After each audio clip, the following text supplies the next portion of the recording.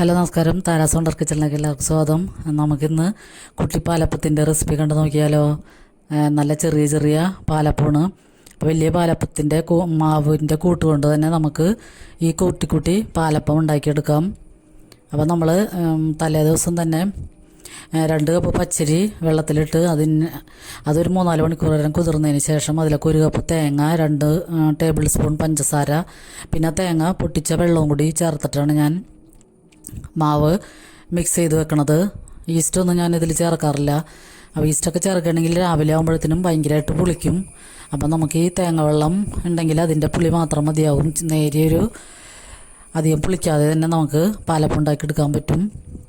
അപ്പോൾ അങ്ങനെ ഞാൻ കൂട്ടി വെച്ചേർന്ന മാവ് കൊണ്ട് പിറ്റേ ദിവസം ഉണ്ടാക്കിയ പാലപ്പമാണിത്. ചെറിയ കുട്ടി പാലപ്പം നല്ല സോഫ്റ്റാണ്. അപ്പോൾ നമ്മൾ 10 പാലപ്പം ഉണ്ടാക്കുന്ന മാവ് കൊണ്ട് തന്നെ കൂടുതൽ പാലപ്പം ഉണ്ടാക്കാൻ പറ്റും.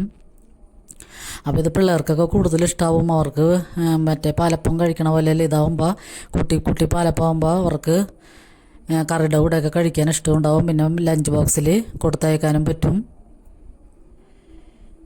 അപ്പോൾ ഞാൻ നോൺ സ്റ്റിക്കിൻ്റെ പാന്, മറ്റേ ഇരുമ്പ് ചട്ടിയാണ് എൻ്റെ കയ്യിലുള്ളത്, ഉണ്ണിയപ്പത്തിൻ്റെ ചട്ടി. അപ്പോൾ ഞാനിത് ഇത് ഉണ്ടാക്കാൻ വേണ്ടി നോൺ സ്റ്റിക്കിൻ്റെ പാലപ്പച്ചട്ടി വാങ്ങിയതാണ്. അപ്പോൾ ഇതിൽ നല്ല എളുപ്പത്തിൽ നമുക്ക് ഉണ്ടാക്കിയെടുക്കാം. നമുക്കിതിൽ വെളിച്ചെണ്ണ നെയ്യൊന്നും ഒഴിച്ചു കൊടുക്കണ്ട. അല്ലാതെ തന്നെ ഇങ്ങനെ കോരി ഒഴിച്ചതിന് ശേഷം ഒന്ന് തവിയും കൊണ്ട് തന്നെ ഒന്ന് പരത്താം.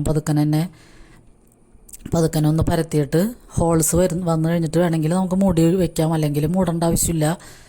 അപ്പോൾ ഞാനിപ്പോൾ ഹോൾസൊക്കെ വന്നതിന് ശേഷം ഒന്ന് മൂടി വയ്ക്കുന്നുണ്ട്. അപ്പോൾ അതുകൊണ്ട് തന്നെ നല്ല സോഫ്റ്റായിട്ടും കിട്ടിയിട്ടുണ്ട്.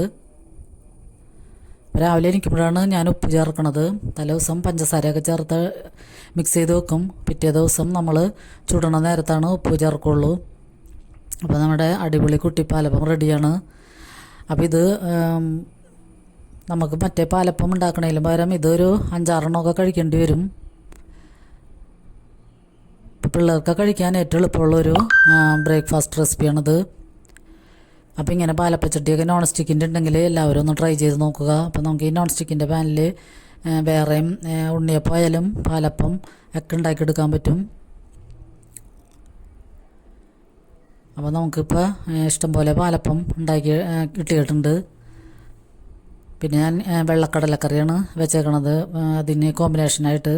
അപ്പോൾ അതിൻ്റെ കടലക്കറിയുടെ റെസിപ്പിയൊന്നും ഞാൻ കാണിക്കാനുള്ള, അതൊക്കെ ഞാൻ ഇതിക്ക് മുമ്പ് കടലക്കറിയുടെയൊക്കെ റെസിപ്പീസൊക്കെ ഇതിക്ക് മുമ്പ് ഇട്ടിട്ടുണ്ട്. അപ്പോൾ നമ്മുടെ ഇന്നത്തെ ബ്രേക്ക്ഫാസ്റ്റ് കുട്ടിപ്പാലപ്പവും കടലക്കറിയുമാണ്. അപ്പോൾ എനിക്ക് നല്ല ഇഷ്ടമായി. നല്ല അടിപൊളിയായിട്ട് ഉണ്ടാക്കിയെടുക്കാൻ പറ്റും. അപ്പോൾ എല്ലാവരും ഒന്ന് ട്രൈ ചെയ്തിട്ട് ഫീഡ്ബാക്ക് അറിയിക്കണം. പിന്നെ ലൈക്ക് ചെയ്യണവർക്കും കമൻറ്റ് ചെയ്യണവർക്കൊക്കെ ഒരുപാട് നന്ദിയുണ്ട്. ഇനിയും നിങ്ങളുടെ സപ്പോർട്ടൊക്കെ വേണം. അപ്പോൾ ഇത് വീഡിയോ കണ്ടുകൊണ്ടിരിക്കുമ്പോൾ തന്നെ ലൈക്ക് ബട്ടൺ അമർത്താൻ മറക്കരുത്. പിന്നെ നിങ്ങളുടെ കൂട്ടുകാർക്കോ റിലേറ്റീവ്സിനൊക്കെ ഒന്ന് ഈ റെസിപ്പി ഷെയർ ചെയ്ത് കൊടുക്കാനും മറക്കരുത്.